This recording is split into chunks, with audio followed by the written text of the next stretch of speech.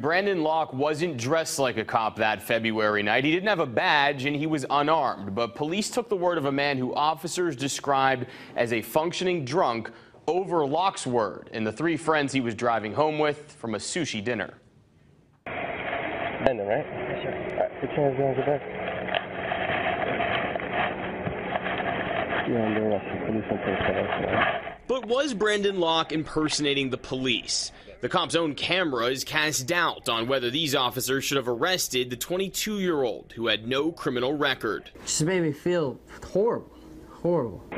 The arrest on felony charges made headlines across Connecticut on TV. And a man is accused of impersonating a police officer in East Haven. It also hit newspapers and went online. It was awful. Seeing him go through that and having your name plastered all over the place, having people make comments about you. So, what's going on? Locke's trouble started with a late-night 911 call from this man, Vincent Esposito. East Haven 911, what is the address of your emergency? The 49-year-old East Haven man was known to police. There was females and males talking to me, you know what I mean? He'd been convicted on breach of peace charges in 2006, and since 2013, police received at least 4 911 calls reporting that he was drunk, stumbling in the road, falling into bushes. Hi, it's a big emergency. People are pretending they're cops, and they're trying to get me to them so that they can beat me up or roll me, one or the other. Esposito then described the car and occupants to the dispatcher. And I mean, it's Silver Accord or something like that. There's 4 in the vehicle, Puerto Rican people, and they don't look like nice people. But Locke was driving a Honda Civic, and nobody in the car is Puerto Rican. If they come back around, should I throw a cinder block under the car? No, don't do anything like that. If you see them again, just make sure you tell me. At least 6 officers responded as Locke was pulled over a couple blocks away. You know I stopped you, right? I wish I did know. All right, the reason why I stopped you is we're conducting an investigation right now. A person was approached, impersonating a police officer. He said he was stumbling in the road. Right, yeah, he was in the road. Locke told police he saw a man stumbling in the street, pulled up next to him, and told him to move. Did you or any of your friends or your girlfriend say that you were police? No, absolutely not. Not even jokingly? Not even jokingly. As officers took turns questioning Locke, other officers began to question the situation. So what do you think? All happening as their body cameras recorded everything. He's a functioning drunk. Yeah.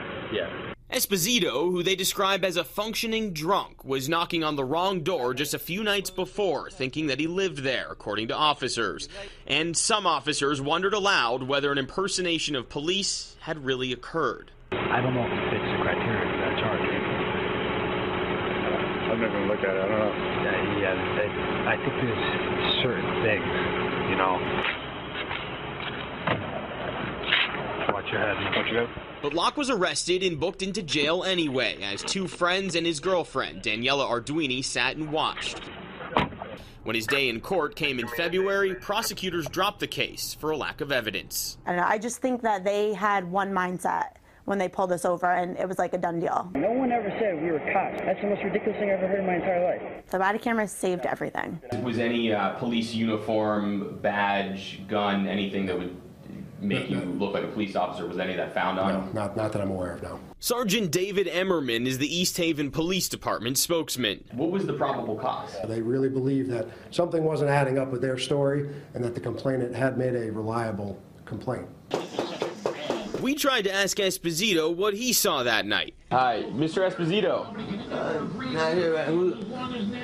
Hey, I'm not interested. I'm Bo Berman. I'm with Fox Connecticut News. Hi, I'm not interested in making any comments. First, there you go.